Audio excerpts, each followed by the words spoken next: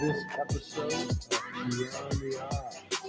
Awesome. Gary, good to see you again. Always a pleasure. So let's kind of take a look at what all's been going on. We had our first week of football. Yeah. Major League Baseball is cranking right away. I'm actually up units using the model maker. I can say that has never happened before. Hammer of Thor. Exactly. It's wonderful. So should we break down a little bit of what took place on the NFL for week one? You want to start NFL? I'd love to start with NFL. Let's see. Is my screen over here sharing? So let me basically hit the NFL link here. Kind of walk you guys through the journey. There's some fascinating stuff. This was my favorite topic actually for you this week, because last week, remember what I told you? I said the sports books will put a betting line in a place. It'll make you want to bet a certain side, like -1, -2. Once they bait you into thinking, okay, I've got a favorite. They're a 1-point favorite. All they got to do is win. Remember that conversation? Oh yeah. Look at the analytics. It's fascinating. So I'm going to break this down. I don't know if you can see this, but I'm going to put in the dates. We had basically the Chiefs played on the 7th. We wrapped up on the 11th. Apply the dates. Flip this over to the analytics. Make sure people can hear me. So anyway, I'll get to that in a minute. So just breaking down the first week, and I can't wait until we have 4 weeks, 8 weeks of data just to really see the real trends. 1 week of data is not a great trend builder, but there's some interesting data points. First one is away team is a favorite. Away teams as a favorite, 3-1. Away team is underdog, 7-2. That means the away teams were 10-3 in the first week. That's crazy. NFL home team advantage. I don't know. It doesn't look that way. Week one craziness, man. It's the first week of the season. You just got to survive the first few weeks, man. There's so much parity in football. You don't really have a good read on it. You need to be patient early. Then you go to the home teams, right? Obviously, it's going to be the opposite, 2-7 and 1-3. What else do we have here? Look at point spreads here. Let's see. Spreads at -3. I believe my dates might be slightly off here. Hold on a second. I'm going to apply my dates again. All right. Home teams as a 1-point favorite. Look at this, Brian. 1-point favorites, opening weekend, 0-2. 3-point favorite, 0-2. Then you get to that 3.5 where they want you to think, okay, I'll take the dog because if he loses by a field goal, I still win. Okay. This is when they start kind of baiting you into saying, okay, I the 3.5.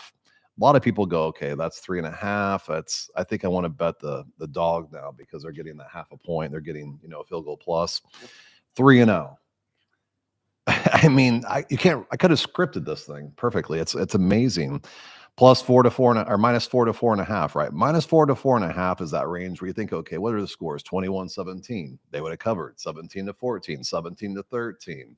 All these kind of mathematical football scores in that range. 0-3. Again, isn't that amazing? That is totally amazing.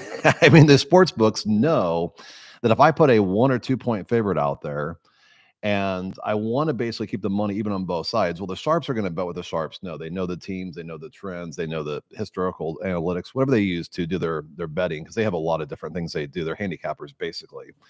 But anyway, the point is, the sportsbook knows I put a -1 game out there, I'm going to get a big chunk of the money, just dumb money, because the general public will say, again, I got a favorite. There's nothing to cover. That seems like a logical thing to bet on. And they get dumb money on the one side. So, I mean, I almost never want to bet a -1 or a -2, and you can see why. Yep. But we'll look at the games for this week, and we'll see how those look, as we go through them. Then you get into that, plus, -6 to 6.5. The Chiefs were in that, opened up. They opened up at 6.5. They dropped to 4. By the way, I actually bet Detroit.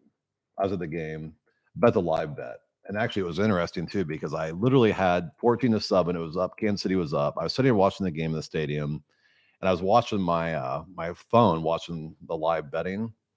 And Detroit went from like +5.5 to +7.5 for about 2 minutes. And I was like, Jesus, 7.5 points on this game? Just feels like it's going to come down to the wire. I threw like a couple $100 on it, $250 actually. Bam, the interception. Yeah. The next play, the guy takes it back for a touchdown. I was like, I'm not a Chiefs fan, so I wasn't happy about the interception, but I'm like, perfect timing on that play, that live play. But anyway, you go through these, the 8.5 to 9.5. Again, that's kind of a range that I won't get into too much. That's a little harder to project. But you look at the flip side, the +0.5 to 1, 2-0, the +3. I mean, it's fascinating. And then we have people always, debate the value of, no line movement, forward line movement. So we'll look at that. No line movement with favorites 2 and 4. No line movement with dogs 4 and 2. Right, as you would expect. I mean, maybe you'd expect. Reverse line movement 1 and 1. 50% after week 1. I thought it might be more like 2 and 3, but there was not enough reverse line movement. Forward line movement, remarkably, hit 60%. Wow. But what's really interesting to me is if you understand fading the public or percentage of bets, which most people do if you've been betting for some amount of time, any bet that's less than 50% of the bets is basically fading the public. That's the sharps. But look at this. I really try to avoid betting games where it's over 50%. But 0 to or 11 to 20%, 0 and 1. I guess I have a duplicate gadget here, which is fine. 21 to 30%, 50%, 31 to 40%, 50%. There's no winning percentage up to 50%. All of a sudden, I went over 50%. I looked at this right before we started. I'm like, holy crap. 51 to 60%, 60. So the public actually was winning last weekend. The average better, the bulk of the bets, the highest percentage of the bets, the public actually did well.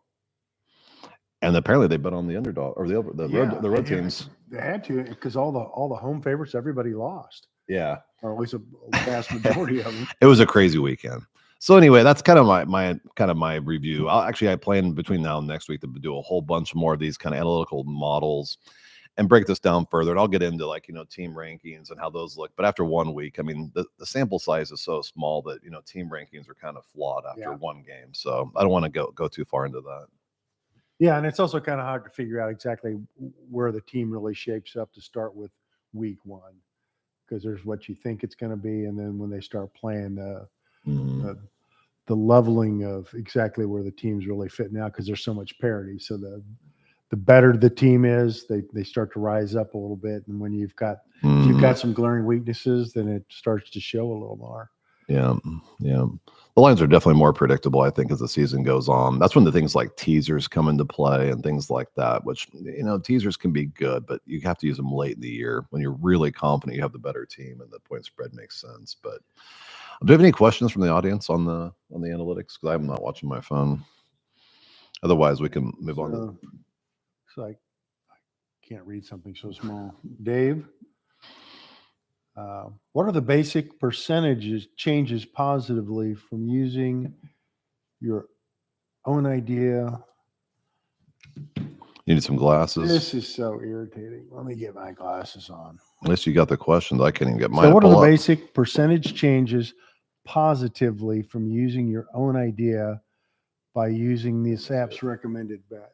It'd be easier if I read it. Let's see here. What are the basic percentage changes positively from using the idea can't bet versus using the app's recommended bet? Basic percentage changes positively. I'm not sure I quite understand the question. Using your own idea bet. Oh, I think he's basically asking her, what are the percentage changes? I'm not sure. I guess what the question is basically how you're reading the lines when the lines come out early versus the lines coming out later versus when the app basically looks at it. Because that's a question I get all the time, right? People always say, they go, hey, they get on the Bet Gadget, they look at the predictive confidence. And the thing is about the predictive confidence is it does change because the lines change, right? The money's changing the lines constantly. That's one of the things I struggle with in the mornings because I get up, I look at the betting trends. I'm drinking my coffee, so I'm usually not about half awake. But I get up, I look at these things, and so a lot of times I'll write down on my notes. You'll even hear me on these videos, right? I'll say I wrote down my notes, then I go to make the video because I'm doing things, and an hour later I go to make the video, and guess what? The lines have moved. The splits are now between 20 to 30 or now 30 to 40.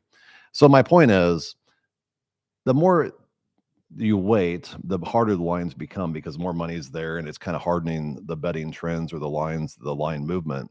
So I'm a huge advocate. If you get the longer you can wait to make the bet, the better. There are people saying, there's professionals that say, hey, the really best value bets, if you want to get a tremendous value on a bet, get it early, because a lot of times a really good bet will move, the line will move away from it. Yeah. But so I think that answered the question. If that's not the answer, that's the question. Let me know. Does that sound good, Dave? I think so. Okay. All right. So what we got here else? What else we have here? Anything special notes that we learned week 1 of the NFL? Well, we learned that all it takes is one injury or one holdout or any sort of a item like that to impact your team's chances. We won't mention any particular teams or names or anybody in Kansas City. Did you bet on the Bills Jets game Monday night? No.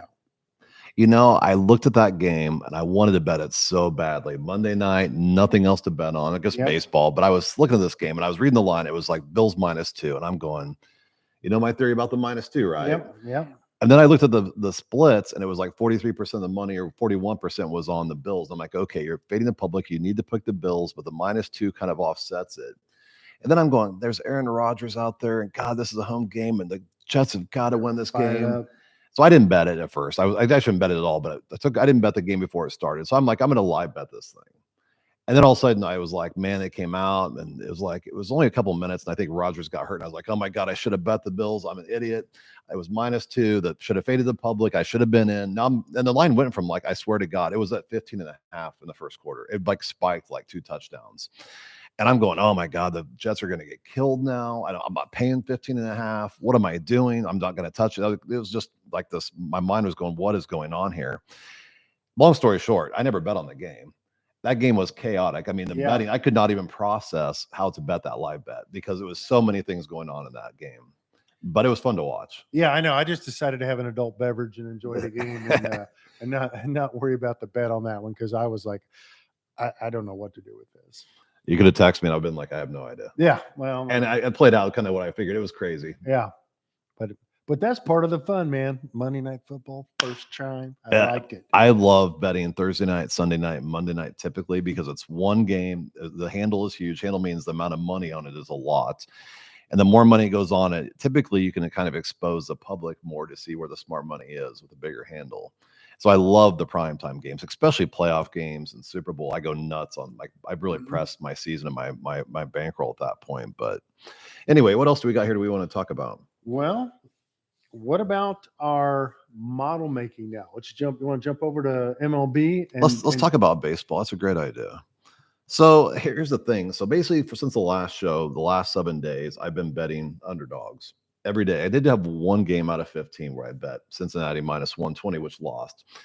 But take that game out, I was still literally 10-4, and I was betting dogs the whole time. And remind you, I have some dogs that might have been -102 or -105 because the other side might have been -118 or -115. So these weren't always plus money. But I'd say out of those 14 games, I think I'm going to make the assumption on 14 games, at least 10 of those were probably +120, 130, 140. Even on Saturday, I had a game where we had Pittsburgh +185.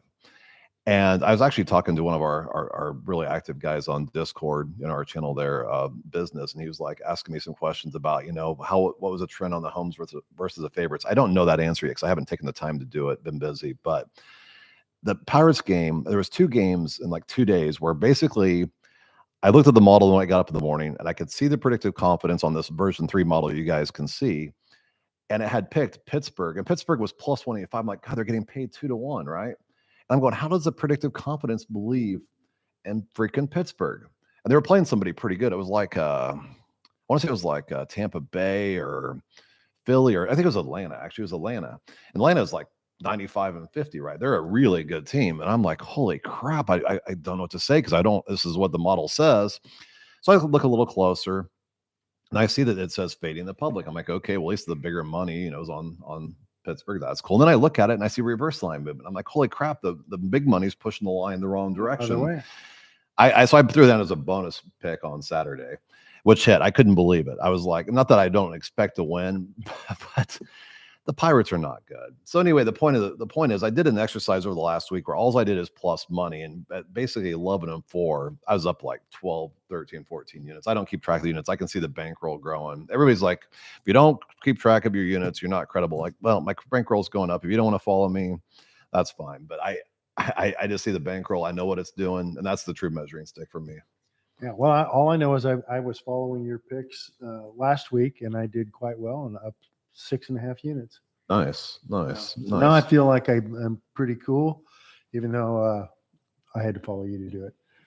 But good picks. So you want to kind of do a little modeling? Do you have any questions they have before we kind of start breaking down a model for these guys? I know on Discord they really wanted to kind of show how the modeling works. That's the biggest thing. And I was showing this to my daughter over the weekend when she was in town, Right. and she was asking the same question. So exactly what do you do with the models?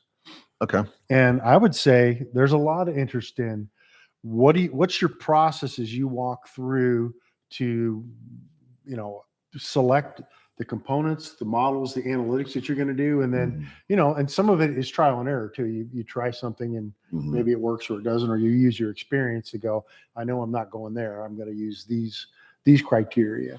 So walking through that process, I think would be great for everybody. Yeah, I know I would appreciate it. Okay, so let me kind of walk you through this. So the first thing I do is obviously on the tool you have these different groups, analytic, the rankings for the ranking kind of competition, right? Then you have models for predictive confidence.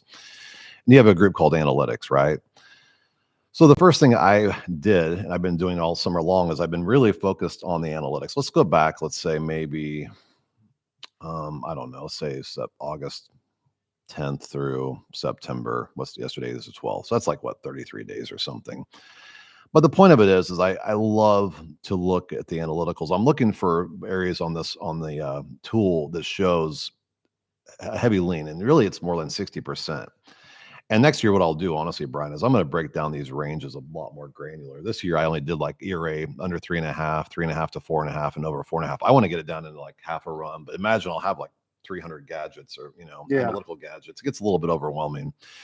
But the point is, guys, I go in here, I make these super simple models for analytics so I can understand what trends are actually working. So let me click on one, I'll show you. This was a model. This one basically is ERA under 3.5. So I went in here, I added a gadget called starting pitcher stats. And obviously I can hit more than ERA, but in this case, I basically only used ERA because that's the stat. That's what analytics is for. It's one stat. And I put in the ranges, right? So I could put in 0 to 3.25. I gave it a point. The rest of these, honestly, I can pretty much just delete these. It wouldn't even matter because it's really over 3.25. Actually, it says, that's interesting because it says my model's actually wrong. It says 3.5 up here. And it says 3.25 down here. So we're going to change that because I actually messed that one up. And then over here up to, let's say, 100, because anybody has an area of hundreds, not playing baseball anyway. But the point of it is I make these super simple ones, but there's a couple of things that are really important. We have a runs target, which I'll show you in a little bit there. So you can apply. So when you look at the predictive confidence, you may say, I only want the ERA to on the starting pitcher to apply to the favorite or to the dog or to the home team or the away team or whatever. So you can apply this component, this gadget, very precise within the model to one side, depending on the over under, the home away, favorite, whatever. That's something I'll show you. I do that quite a bit. I can show you on football. But really, honestly, so the point is I make a lot of these very super simple gadgets so I can, why are we over here? I thought I was on baseball. I got back on the wrong page. So anyway, the point is I make all these really super simple gadgets. Let me show you another one. Where are you going? Come back here. Like the splits. These are super simple, right? Percentage of bets. I go in here, I look at the ranges, and I have different ranges because I was copying the model and renaming it so I could make multiple quickly, right? But the point of it is I'm building these super simple models so I can see, hey, 41 to 50%. If I had put a value of 1, then I can go back to the analyze page and I can see kind of what the percentages are over a day, a week, or a month. And I do different ranges on that. But the real question and the thing that people really want to understand is what do you do to build a model? So I'm just going to build a model actually, just super quickly. Let me go back over here at new. And this model, what I will do is I'll call this podcast 4 or something, right? And basically what I do is I go over here, I look at the gadgets, and I'm like, okay, so you guys can see you've got things for, I'm going to do a money line one, just by the way. Let's see, I want to do percentage of bets because that's something I always would do. I'd also probably go here and let's say I want to do last 10 games, which is something you guys hear me talk about quite a bit when I do my daily picks, because I kind of feel like that last 10 days, who's kind of hot, who's not, got some weight to it. You can look at the home away win percentages. You can look at the conference things. Team stats is a big one for me. I love to know how the offense was performing. So I'm just going to do 4 gadgets. I'll pick one more on like starting pitchers. So we've got basically starting pitchers, hitters, last 10 games in the split. So the first thing you have to understand is you've got 4 different gadgets, and whatever amount of points you allocate to those 4 different gadgets are going to have it. Let's say they add up to 100 points. Well, if you want to have 25%, have these evenly weighted across the 4 gadgets, you better put 25 points in each gadget to equal 100. That way they're equally weighted across the 4. So we'll do that, right? Starting pitcher stats. Let's make this one kind of fun. Let's do ERA because that's obviously something you would do. I would do WHIP. Honestly, walks plus hits divided by the innings pitched is a pretty critical one. And I'll just say if the ERA is under 0 to, let's say, 3.5, that's a good thing. We'll say that's 12.5 points because I'm trying to, I guess it's not, let's just say it's 12 points. And let's say anything over 3.5, we'll just give it a 0. I'm just going to make this kind of super simple for today to make it quicker. Yep. And then the walks plus hits divided by the innings pitched. I'll go in here and I'll say, okay, again, I think 1.31 is kind of league average. Let's say 1.28. For some reason, the period wasn't seem to be working. Maybe I'm fat fingering it. And we'll make this one, let's say, actually, I'll make this one 25. I'll make this one 20. Actually, I'm sorry, I can't do that because then my whole gadget's over 25, right? Even I have to kind of think about the math. But the point is, I've got 25 points into that gadget. And then I'll go over here and I'll build a team stat. And I want to hit, let's see here. I want to do maybe batting average would be probably a pretty relevant stat, as you guys would expect. On base percentage is a great stat. So I'm just going to do 2. Same kind of thing, though. Now I'm basically, here's the key. Do I want to apply it to my own team or do I want to apply it to the opponent? Right? I typically do own team historically, but there are situations and models where I do apply it to the opponent. On this one for the batting, I'm doing own team. On the pitching, I'm also doing that, but there are times we do the opponent. Last 10 games, I guess I need to probably break this down and put like 13 here, put 12 here. Again, I'm trying to make these 25, 25, and 25. Last 10 games. We'll say if they've won less than 5 games, last 10, they get 0. If they've won 5 to over 5, which is 6 to 10, they get 25 points. You kind of see the logic. And then the betting splits, say it's under 50%, which means you're fading the public. I'll give it, let's say 25. And if it's over 50 to 100, it's 0. So the point is, this is kind of how you do it. You have to understand how much math you're putting into each gadget and how those roll up into the overall number of gadgets that make up the model.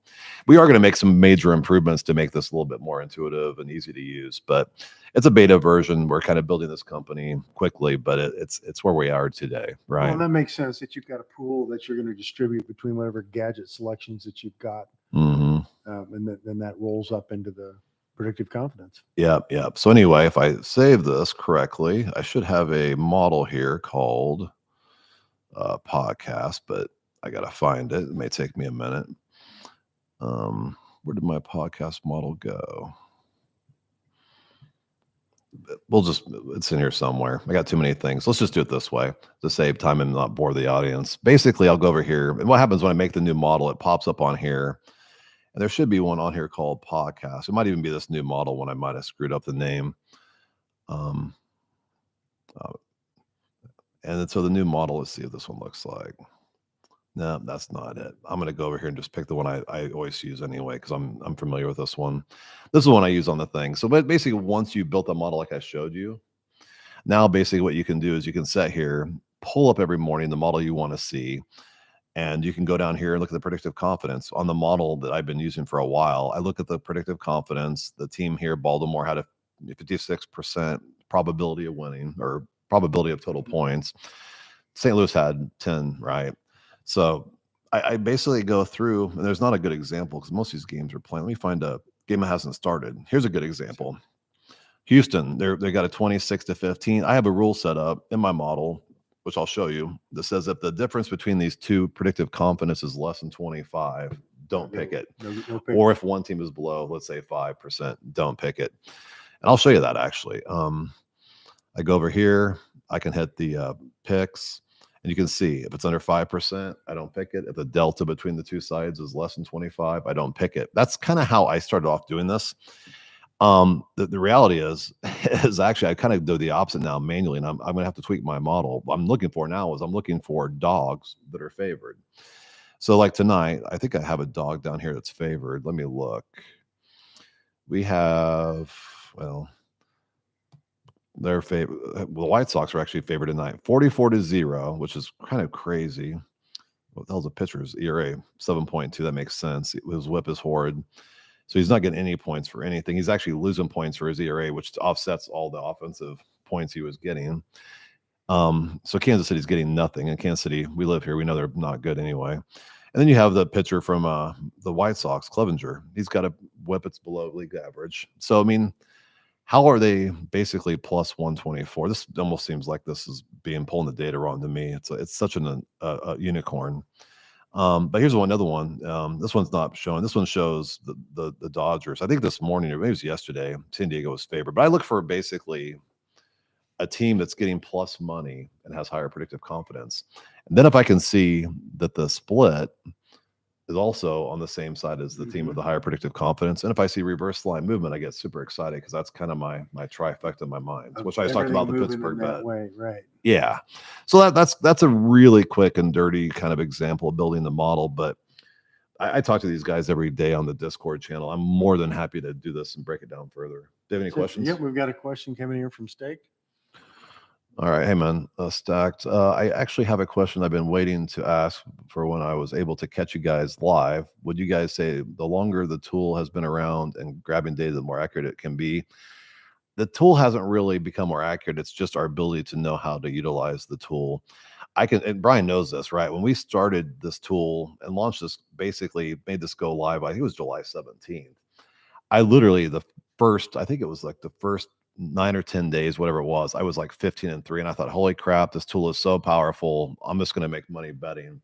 And then, of course, I went on to a pretty bad losing streak. And I was like, okay, the tool's still giving me the same model. It's ingesting the same data. And then I had to learn to pivot because the trends had changed. So while my betting kind of approach was the same, the trends had changed on me. So I had to pivot. So what I've done now is I'm learning to watch the trends to pivot quicker and adjust to what's happening in baseball. But it's a great question. So kind of like adding a little bit more of the last 10-day streak information in there as well, and different items to take a look at what is that trend? Where is it moving right now?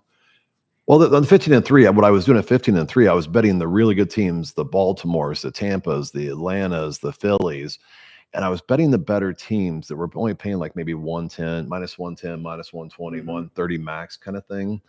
And I got lucky because I kind of got lucky because I was getting kind of value for better teams. Now I've kind of gone the polar opposite. I'm going, okay, give me the teams that the model says that the pitching is better. The last 10 games kind of indicate this is the better play.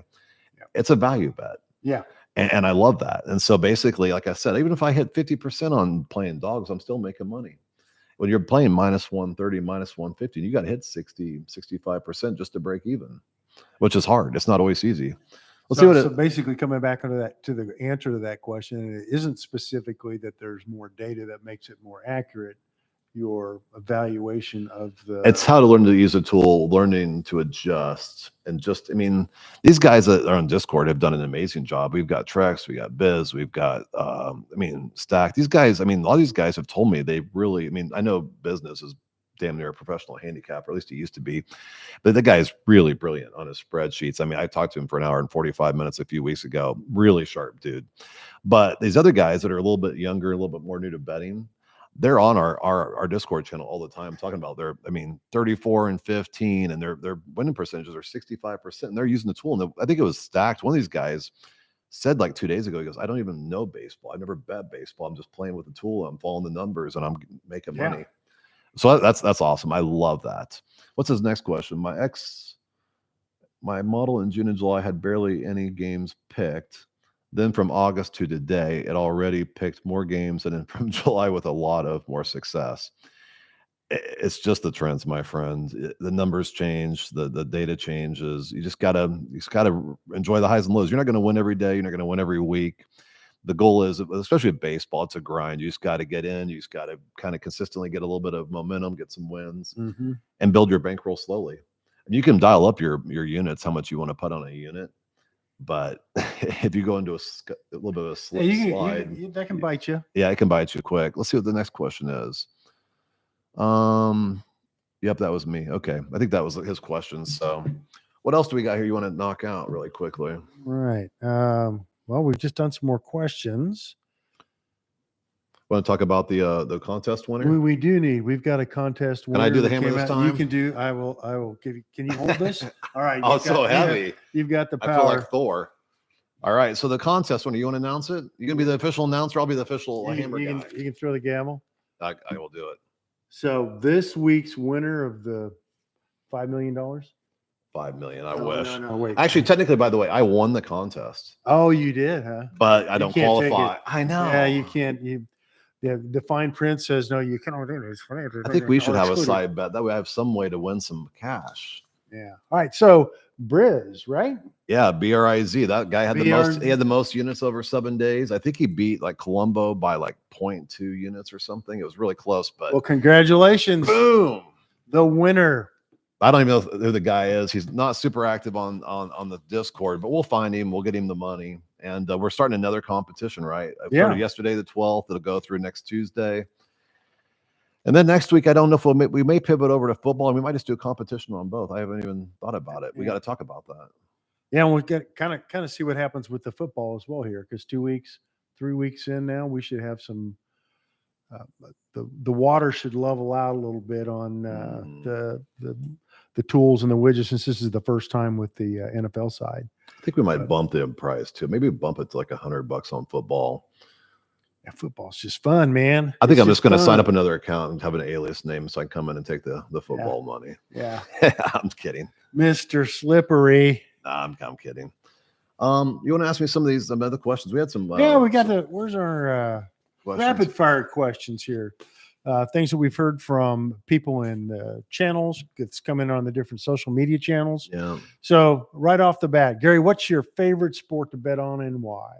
NFL, because it's the most predictable. I make the most money on it. I actually play in like 21 fantasy football leagues, so I know a lot about NFL. I'm kind of a little bit of a over the top on NFL. I mean, I read about it every day, every night. I mean, I just love the NFL. Yeah, it's the sport I'm most interested in. So, all right, next one: pre-game analysis or live betting. What do you prefer? It depends on the time of year. Honestly, like early this year, like NFL week 1, I bet 3 games for half a unit on Sunday because I was like parity first week. I'm not going to, I've had years, my friends, where I would go in I bet like $100 units. And like, so I bet like 1 unit, 2 unit or 4 unit, like kind of small, medium and large kind of bets. And man, early in the year, I've had a couple of years where I would get down, like $1,000 in the first couple of weeks, and I come way back. Even last year, I think I was down like almost $2,000 by Thanksgiving, still ended up like almost $8,000 or something by after the Super Bowl. But the point of it is early in the year, I've learned to be very patient. And what I've also learned is I love to bet live early in the year because I don't really know how the parity is going to play out. But by the third quarter, you know who's on tilt, who's chasing the original bet. So if you have a team that let's say you pick that's a 3-point favorite, and all of a sudden they're down by a touch, and now they're getting plus 3.5. You go, oh my God, I put in $100 and I should be betting another $100 to get my money back because they could probably win both bets. But if anything, they won't lose by 3.5. That's such a sucker bet. I love when I see people go on tilt and I know I can play the other side. So honestly, early in the year, the short answer is it depends on the time, the sport, the time of year. For me, early season, I love live bets because I can follow the smart money against the tilt. Late in the year, I can do things I kind of know predictably how it should play out. And I'm more willing to bet big and play that kind of card. Move on. All right. Next one. One top betting resource every bettor should check out. Well, Bet Gadget, obviously. Shameless plug. But yes. I mean, honestly, there's so many cool tools on the internet. I mean, there's analytical tools. Honestly, for me, it's not even just the tools, it's the communities. Yeah. I love our community on Discord. I love talking to the people. I love what they're doing. I would like to talk to them more. As a matter of fact, I hope that they get more active on this so we can get more information. But I love their feedback. It just makes me giddy. Awesome. How about your all-time best underdog bet that paid off? I don't remember that, which is kind of surprising. The Pittsburgh game on Saturday at plus 185 was pretty cool. I was playing golf with my girlfriend's dad, and I was kind of bragging about it at dinner afterwards. So That's the most recent one I remember. I really enjoyed watching Pittsburgh beat Atlanta, getting paid basically 2-1 almost. Hey, nice. That was nice. All right. So how many Did you bets bet that game, by the way? I did not. Shame on I did you. not. Well, I even called it a bonus bet. I know you did, and I saw it. We had family in town, and the next thing I know, I didn't do it. Okay. And I paid for it. That's all right. Or I didn't get paid for it. I was going to say, you didn't get paid at all. So how many bets do you place in an average week? Let's say during baseball season, right? Baseball, typically, that's a great question too. It kind of depends on the week, but what I honestly historically don't bet a lot of baseball. So I've been betting baseball by using the tool, and it's interesting. I've done pretty well over the last, I'm still overall up probably, God, I don't even know. Basically, I'm betting $25 units. I think I'm up $600. So do the math. That's what, 424 units, I guess, in a couple months. But next year I'll probably do $50 or whatever kind of. But the point of it is, what's the question? I kind of lost track. Yeah. How many bets do you place in? Oh yeah. So anyway, at this point in the season, I'm doing pretty much 2 a day, which you can see me put out there. Every once in a while, I'll do an extra bet here and there because of our community. Like tonight, I'm betting the San Diego game under, I think it's 8.5, because there's a couple of guys that have been, like, I think it's Stacked and Trex and Biz. These guys are all over under kind of handicappers or bettors. And they've been doing so good. I'm like, you know what? I'm going to tell All them. of the money, I was going to say it's free advice. I'm not against taking free advice from people who are doing well. Exactly. How about advice for managing emotions after a losing week? Man, that is the hardest thing to do. I mean, the new bettor, the new kind of novice person that's learning to bet, you get onto these situations where you start to lose and you think, okay, I've lost 2 in a row. I can't lose 3, right? So you think you can double down, and then you go, okay, well, I can't lose 4 in a row, but I'll get my money back. That rabbit hole, just go to the casino. We've talked about this before, right? Just go watch the roulette table. You can hit 10 blacks in a row. There's no, in gambling and odds, there's no pattern that guarantees anything. The best thing you can do is just don't go until, walk away, take a day off. Sometimes if I'm not having really good luck, I just stop betting for a day. Yeah, just step back, away. Right? Yeah, because keep playing when you're not winning is just a bad recipe. And it gets really irritating too when you lose all the time. Not that I've ever done that, but I may have. I don't know what you're talking about. Next one. Do you have a go-to betting strategy like money line or spread or underdog? What would be? I'm very fluid with the strategy. You know that, right? I mean, early on the year, I was looking at favorites, and I was looking at -1.5, and then I went to the dogs. But it's really, what I'm doing typically is I get onto the analytics, and I'm looking for it. I look at some key metrics, but I'm looking at a trend across maybe a week or a month. A month is kind of a pretty big sample size, which is cool because you have a better view of the trend. But honestly, lately I've been doing 1 week snapshots of the trends to say, okay, the road dogs are hot this week. And I go, okay. And then I kind of go, okay, I feel like even NFL last week, and look at that. And if the dogs were crushing it, if you would have just got a little bit of a live view of the analytics and started seeing that trend, it wouldn't have been a bad piece of information to have. No. I'm not saying it's guaranteeing anything, but trends are real. Without a doubt. Mm-hmm. All right. So do you have a favorite sports book app or platform? I use DraftKings. I have DraftKings. I have FanDuel. I like DraftKings mostly because they give me baseball boosters. So like today I bet on Cleveland, which actually lost in the 10th, but they gave me a 50% boost on the bet. And it was +120. So I think it bumped it to like +180 or something like that, which was pretty cool, right? So all of a sudden you're getting basically a team that's +120. It's almost like a 50-50 bet, not a little bit better than that. You're getting plus money on it. Now at +180, I'm getting almost 2-1 payout. I like that. That's not bad. That's better than a sharp stick in the eye. But I haven't used a lot of FanDuel.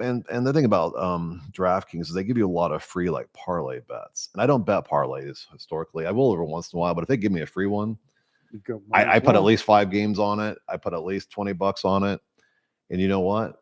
If it hits, it's gold. If it doesn't, nothing lost. You have a question there? No, I saw something jump up there. I thought, was it? How do you handle unexpected game cancellations or postponements? I actually, that's a good question.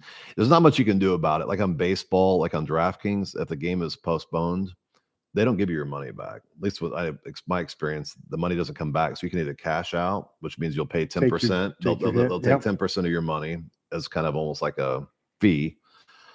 So it kind of comes down to your personal preference. I don't know. Have you ever bet against your favorite team? My friend, I'm from Nebraska. I could bet against my team every week and probably make a fortune because they are terrible. So I have, and when I have, they seem to do well. So maybe I could turn that team around by just betting against them because I don't bet my favorite team. It's just a recipe for disaster. Yeah, it kind of goes back to managing your emotions. Exactly. Betting your favorite team can get you in a lot of trouble. You're not thinking it's all rose-colored glasses. Yeah, kind of stuff. man, and you want because you're more about them winning. Yeah. All right, so let's talk about quick tips for beginners looking to start sports betting. Well, you're a relatively new sports bettor. What do you think? Well, so far, being able to use the tool and kind of learn the different analytics and following other people in the Discord channel and in the community. That's the big one for me. Is really, well, that's something more than anything else. Because when I look at the tool, when I first was looking at it, I'm like, that's information overload. Yeah, I can see that. So as you sit there and you look and you pick a couple of different games and a couple of different items, and then I listen to what you're talking about on your picks. Mhm. Why when you analyze this, you're looking this way. Now sometimes you go too fast for me, but That's because I'm on my third cup of coffee. Yeah, and I can hear you slurping it. But that's okay. But that has been a big help, is being able to just take your time and then listen to everyone else in the community. I've learned a ton from that. It's already helped. I mean, I watch them up units now. You can tell they're learning from each other, right? They're Yeah. actually collaborating and they're sharing models. I mean, I should show you how many models. Actually, let me just show you something really quick. Just on that note, let me go to this model I was talking about a minute ago and hit edit. And I'll hit the sharing button because you can share models. And this is a really key point for you guys, actually, now that you say that. And I'll let you finish that. I'm sorry. Is look at this. These are all the people I've shared the model with in the last couple of weeks. I don't give the edit feature, click this permission, because if I do that, then anybody I share it with can actually edit the same model that I own. So we're both editing the same model. It's like a shared file. Yeah, so it's one shared model. And so sorry, guys, I don't really want people changing my model, but I make it so you guys can view it and trace it. You can pretty much copy the model and tweak it as you want. But I think the model actually goes, I thought there was more than that. But the point of it is sharing is a really powerful thing to do too. Actually, well, on the ones that you shared with me, and then we sat down on probably like the first episode or second episode, I think you kind of helped set up a model, and I looked at with the splits and the percentage wins and for baseball, and that was very helpful. So let's jump to the next one. How about most memorable betting win celebration that you can talk about? Well, it would be the Chiefs Super Bowl last year. I mean, honestly, that was probably the biggest bet. I had I think $3,200 on that game, which honestly, it was a combination. I'm actually more of a Steelers fan than a Chiefs fan, but living here my whole adult life, and watching Mahomes, I've become a fan recently. But that was my favorite thing. I was at the other place, the bar, the big bar in Olathe, and actually I was at the one in Overland Park. But it doesn't matter. The point of it was just being in the crowd, winning the money, being in the hometown of the Super Bowl, and all the flair comes with that. That was awesome. That was awesome. It was great. I think I can already answer this one for you. Thoughts on parlay bets? Love them or avoid them? Well, I think you kind of answered that saying if it's free, you'll do it. Or if you're basically down $10,000 in your last dollar, you better do a big ass parlay and get lucky. Maybe just go buy a lottery ticket with that dollar. I'm not sure. There you go. Your go-to method for researching teams and players? I don't really research teams and players a lot. I really research the data. I'm looking at the analytics. I don't really pick teams. I read the lines. So I'm looking for certain things, fading, reverse line movement, the predictive confidence. I'm all about the numbers. I very rarely ever have an opinion on the team. So as a follow-up, that's baseball. Let me stop you. Football, I know I'm a little bit more of a nerd about football, so I have a little bit more of a opinion maybe, but baseball, it's purely data. Football is a little bit more of a blend. Well, there's a lot more people and teams in the baseball side of that, and so many games. Exactly. It's hard to work without just using the data because there's so many other variables when you talk about the specific teams and the players on each one of them. Right. It would be difficult. It's hard enough for me just to wrap my head around all just the NFL teams. I mean, you look at week one, this is kind of a follow-up to that. You had, the brand new, exciting starting Aaron Rodgers quarterback for the Jets, 4 plays and then that happens. I know. So you've got that thing. And here in Kansas City, we had Kelsey was out and Chris Jones was still out waiting on that contract. It hurt the Chiefs too, didn't it? So It has an impact on football. But let me ask you the question then. When you're looking at that, those are specifics about teams and players. But if you're looking at the line, I would assume all of that is also being adjusted from the sports books as they set their lines and move those. It depends on the sport and the player. If it's a quarterback like a Mahomes going out, obviously the line's going to move quite a bit. But I was talking to this guy, one of our really good community guys, business, and he was talking to me a couple of weeks ago. Like I was telling you, we were talking about the NBA, and he told me a theory he had that I really thought was fascinating. He goes, Gary, or Utah, whatever he calls me. He goes. Here's the thing. He goes, I see these games where somebody like LeBron will go out or a superstar will go out, and the line doesn't really move a lot. And people think they're getting a value bet, but what happens is a team when he doesn't play that night, everybody kind of ups their game a little bit, and the team that play against kind of drops a little bit to the same level. But the average bettor kind of looks at that game and they go, "Huh? Why would I not bet this line because LeBron's out, and the line's not moving?" It's almost like it's a little bit of a sucker bet again. You know, you kind of see what I'm saying? Mm-hmm. It's really fascinating how you can kind of read between the lines. There's just things like that you learn from betting over years, and you kind of get smart. And yeah, I haven't learned all those things yet, but that's good. That's good information. I'm not a huge NBA bettor until the NBA playoffs. That's when I really start to hit it pretty hard. So, what is your biggest lesson learned from a losing bet? Shouldn't have made it. You know, actually, you learn more from what you do wrong than what you do right. Obviously, it's usually probably the biggest lesson learned is probably when I got kind of emotional, went a little bit on tilt, and I was like, okay, I want to get my money back. I'm pissed off about the bet earlier today, and I go, okay, I'm gonna put an extra unit on it, and it just parlays that's a bad word to use. It basically kind of puts fire under my bets and kind of puts me on the wrong path, and I have to stop that. So I've learned over the years a lot of times I just make the bets and don't even watch like baseball closely. All right. Do you believe in beginner's luck in sports betting? Well, if you're up 6 units in the last week and you're a beginner, I'd say it's definitely. I'm totally kidding. No, but that would be true. But I have been following other people's skills and advice and bets in the community stuff. Oh man, use the tool. I feel like I've got. Oh, I have. But as I'm learning that, I'm also shadowing other people with how they look at it. That's smart, actually. I feel like I have more than just beginner's luck on that. I'm actually getting the analytics, the tools, the widgets, and the community's help and involvement. And do you believe in beginner's luck? No, because I've never had it.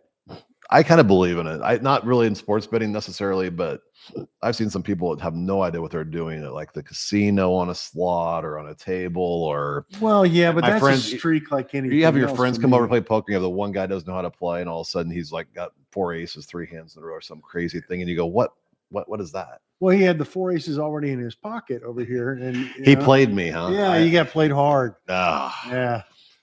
So. Last question. Final advice for aspiring sports bettors. It goes back to the community, man. Get around smart people. You can learn the terminology. You can learn how they read the lines. And I mean, we tell each other, you know, when somebody's hot, you follow the guy that's hot. When somebody cools off, you kind of look for the next guy to get hot. But it's really just cross education and kind of cross pollination of all that insights and information amongst the community. Absolutely. I mean, I can definitely tell that I've learned more from the community than I have from just looking at the tools. They're active. I love the activity. Yeah. I mean, I'm on it. Hell, even in the middle of the night, if I wake up, I look at my phone, I'll have a question. I'm like, oh, I can't put it down. Yeah. Even 3 a.m, I wake up, I'm like, I got to answer that. That's a great question. Let's see. So we actually talked about the contest. We talked about baseball and football. You want to take 5 minutes and look at the NFL games coming up? Let's do that.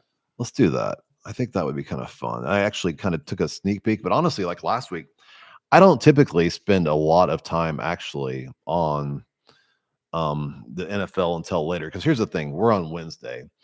I would guess, and this is just an assumption, but I would guess 80% of the money that's going to be bet on the NFL hasn't even been bet yet. So the lines are going to move, right? The splits are going to move. So this is kind of hypothetical. You can see we added a new feature here. See the little fire here? It shows reverse line movement. So that's see the fire? That indicates now you can basically don't have to go through and figure out how to read the lines. It'll tell you that indicates it's a reverse line movement. And how can I show you? Well, Philadelphia is 57% of the bets. They open at 7.5. If the majority of bets are on Philadelphia, That 7.5 should have gone till 8.5, 8 or 8.5. But instead it went the wrong direction, reverse line movement. So in this game, this model basically has 65 possible points, I believe. And it's got 45. So it's hitting 69%. This one would say play Minnesota on Thursday night. Personally, I don't think I can say much because if Minnesota goes over 50% of the bets, all of a sudden it's forward line movement and you're following the public. So I can't really state right now, guys, play whatever side. But if this line does not move between now and Thursday night, I would probably buy a half a point, get 7 points, play Minnesota, and just hope Philly keeps it close. Personally, it's a hard game. I wouldn't go nuts on it, maybe a unit, but I wouldn't go nuts. Let's see what else we got here. Here we go. -2.5. Mm-hmm. Tampa Bay. Chicago looked bad last weekend. Tampa Bay looked good. They won at Minnesota, right? Chicago got beat up by the Packers. This game feels like another -2.5 game that's going to set people up. But the public is on Chicago getting the plus money, which kind of makes me go, okay. That one's TBD. We'll see how that line moves between now and Sunday. Baltimore. Here's a 3.5 pointer. I guarantee you Cincinnati is 55% of the money. It doesn't matter what the split is. At 3.5, I feel like Cincinnati is just going to thump Baltimore. The Person model thinks I'm an idiot. It thinks it's going to be the other way around. But again, I'll wait till Sunday morning. I'll probably put out to see where it moves. But the 3.5 is kind of an indicator. They want people to be betting Baltimore is the way I read it. But right now it's less than half are betting Baltimore. But let's see how that plays out. Another one, -1 Green Bay. Another team that was actually hot the first week, and now they're favored by 1. The people are going, oh my God, Green Bay. They have Jordan Love looked amazing, and they beat Chicago, and they're actually pretty good. And they're playing Atlanta, and Atlanta can't throw the ball. Drake London had one pass at him, didn't catch any passes. So my point is, right now the sharps apparently you would say are on Green Bay, but these numbers are going to change. Yeah. So I would probably just look at the number and say I bet Atlanta at home, take the 1 because that's just how I like to read the lines. Another 1-pointer. This one's crazy. Indianapolis with a rookie quarterback. I guess it's another rookie quarterback. This one is kind of the rookie quarterback bowl. But actually, it's funny because Houston, you've got 38% of the bets on Indianapolis, which was a 1-point dog. The line has moved 2 points the wrong way at 38%. This one screams at this point right now, bet Indianapolis. I would bet that game. Which I bet Indianapolis last week. They also had reverse line movement and loss. So this exact scenario last week did not work for half a unit for what it's worth. Kansas City, what do you think? Well, you can see that 90% of the money is on our side, right? And the line's moving with Kansas City. So it's forward line movement. At 3.5, it's like they want you to bet Jacksonville. And I, as a fan, don't you think Jacksonville would stay within 3.5 at home against Kansas City? No. You don't? No. Okay. That's fair. Jacksonville's pretty good. I think they are pretty good. You think Kansas City's going to come out mad after last weekend? We're going to come out real mad. But then once again, let's just look at the tool. Yeah. I want to hear. I'm excited to see that Chris Jones is going to be here, shore up the defense a little bit. And then I haven't heard is Kelsey going to be back this week? I think he's TBD, still questionable. Still questionable. I think so. They've got a lot of offensive firepower, even if Travis is out. So you got another reverse line movement here on Las Vegas, but again, it's early. Las Vegas at 1%. Oh my God! I mean, there's not enough money even on these games yet to really honestly evaluate them. But the point of it is you can kind of see how I go through these. The 5.5 range doesn't mean a lot to me. I'd probably go Detroit at 21%. I think Detroit will probably thump Seattle, but everybody thinks that. So it's counterintuitive betting, especially NFL. You got to what you believe to be true. A lot of times it doesn't play out that way. But you got more money on Seattle right now, don't you? It's hard for me to see. Seattle is at 23 predictive confidence, whereas Detroit is at 69. So this has a 46% higher predictive confidence on Detroit. I love this Rams bet right now. 22% moving along the wrong direction, 100% of the possible points. Home team getting points, last 10, 1-0 on the road. I think the Rams will play them tough, but again, we'll see what the lines look like. So there's some great stuff in here. Jets, Dallas, man, talk about two teams that are going polar opposite directions. Dallas looked like God, like world champions, basically. They were just thumping the hell out of the Giants on Sunday night. The Jets, they look like they're scrambling for a quarterback again. Well, it certainly didn't help them. But our model says right now that the Jets would be the play. I don't know what to say about that. And I'll skip over these. You guys don't want to hear every one of these. And then you got 2 games Monday night. So what I'll probably do, guys, I'll probably put out a pick on this Thursday night game sometime Thursday. I'll probably throw out a couple picks on Sunday, and I'll probably do a pick maybe of 2 games on Monday, and I'll break them down. I'll put a video out on Twitter, whatever, TikTok, and we'll share our thoughts. But again, honestly, like I've been saying the whole time, give me 3 or 4 weeks. Let's get the data. Let's not go nuts in the first few weeks. There's a lot of parity. There's going to be a lot of crazy things happen for a few weeks. Don't blow your bankroll right away. There's a lot of money to be made over the next 15, 20 weeks. Yeah, and it was great to get some questions in here today too, because the more the community weighs in on this, that input really drives a lot of the way the product is built, the way this application gets set up, these widgets get built. Because it's really pretty cool to see how everyone looks at this.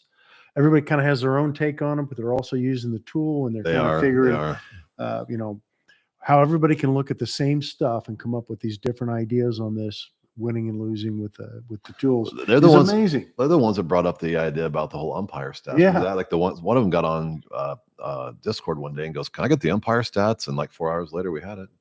Yeah. Our chief nerd officer sat down and hammered that out. The CNO and the N being nerd. Nice nerd. Good job. He's a good dude.